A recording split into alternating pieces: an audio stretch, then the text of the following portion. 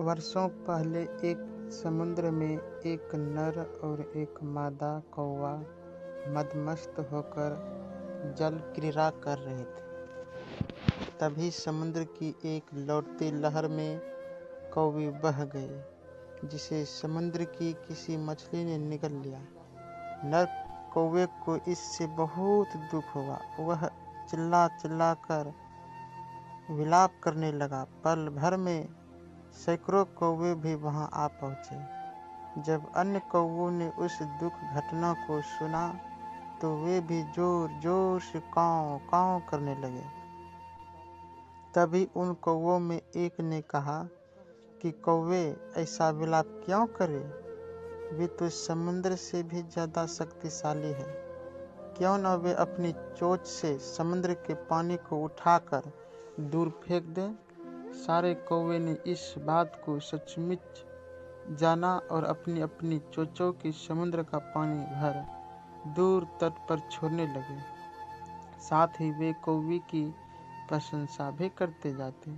एक कहता कौवी कितनी सुंदर थी, दूसरा कहता कौवी की आवाज़ कितनी मीठी थी, तीसरा कहता समुद्र की हिम्मत कैसे हुई कि वह उसे बाहर ले जाए।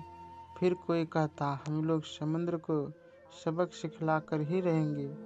कौवों की बकवास समुद्र देव को बिल्कुल रास न आई और उसने एक शक्तिशाली लहर में सभी कौवों को बहा दिया। तो हम लोगों को शक्ति पर, शरीर की शक्ति पर घमंड नहीं करना चाहिए। श्री सद्गुरु महाराज की जय।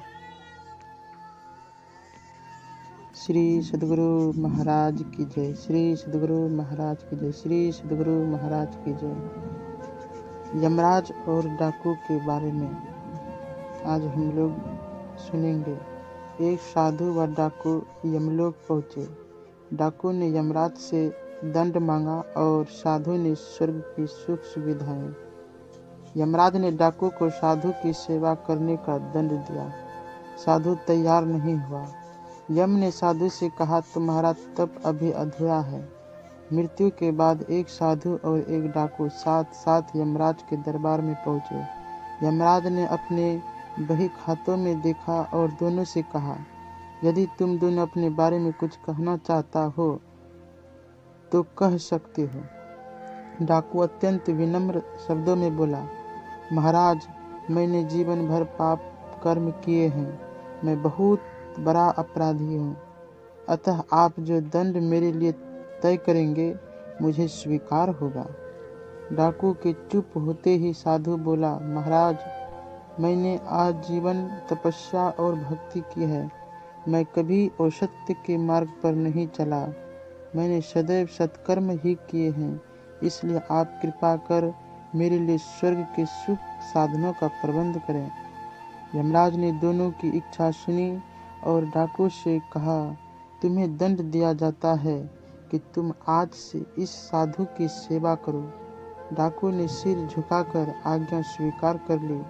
यमराज की यह आज्ञा सुनकर साधु ने आपत्ति करते हुए कहा महाराज, इस पापी के स्पर्श से मैं अपवित्र हो जाऊंगा। मेरी तपस्या तथा भक्ति का पुण्य निरर्थक हो जाएगा। यह सुनकर यमराज क्रोधित होते हुए बोले निरपराध और भोले व्यक्तियों को लूटने और हत्या करने वाला तो इतना विनम्र हो गया कि तुम्हारी सेवा करने को तैयार है, और एक तुम हो कि वर्षों की तपस्या के बाद भी अहंकारग्रस्त ही रहे और यह न जान सके कि सब में एक ही आत्म तत्व समाया हुआ है। तुम्हारी तपस्या अधूरी है, अतः आज से तुम इस डाकू की सेवा करो।